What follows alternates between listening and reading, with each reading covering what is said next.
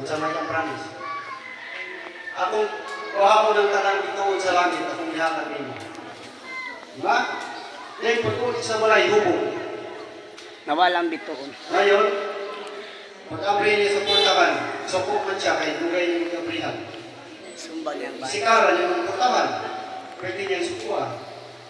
Ngayon, pag-abot sa sunod sa walay, anak man ang bakbak sa asawa.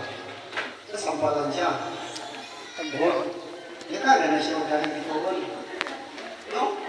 Eh, sakit niya ang sampalan ta. Hindi kusog-kusog kasampal dahil. Kung sa kanyang makita, bituon man. Ewan may gusto. 1 minute lang. Kung ano doon yung promise 1 minute.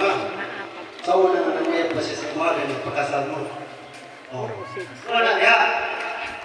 Kung ano, ang pinaka-importante ito, kung doon ang inyong asyan. Kung kayo wala man, tungkol sa mga katuluhan, na hidangan, mga pagsulay, mga pagsuko. Kaya, hindi ka mag-iisaw para sa pamilya, para sa mga anak, kung may importante, ang suporta. Kaya paghigong mo sa bana, sa iyang asawa, kung po'y paghigong mo niya sa iyang anak. Mga gusto na higong sa Ginoo, promise na. Mga 5 o 6. 5 o 6. Diba? Minutes? Bahala, nagkaroon na. Bahala, perfect sa akin, basta labing. No.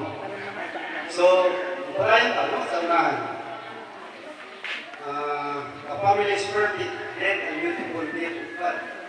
Perfect. Perfecto. Beautiful. Na regalo sa atong ginawa ko sa pamilya. Diba?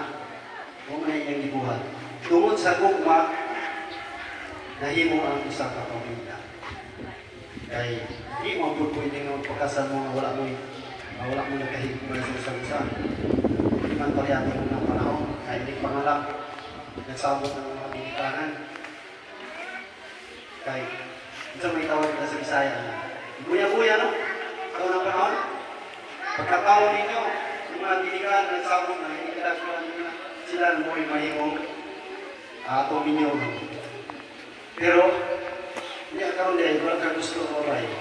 Wala ka gusto mo rin sa manita mo. Hindi pagkasal. Lulayas ang babae. Pero ang pinag-gusto itong lalaki. Layas siya. Na, so, kontra siya. Kung sa may gusto sa titikanan. Una niya na mahulog ang pamilya na broken family. Ha? Tapos, God's plan for the family.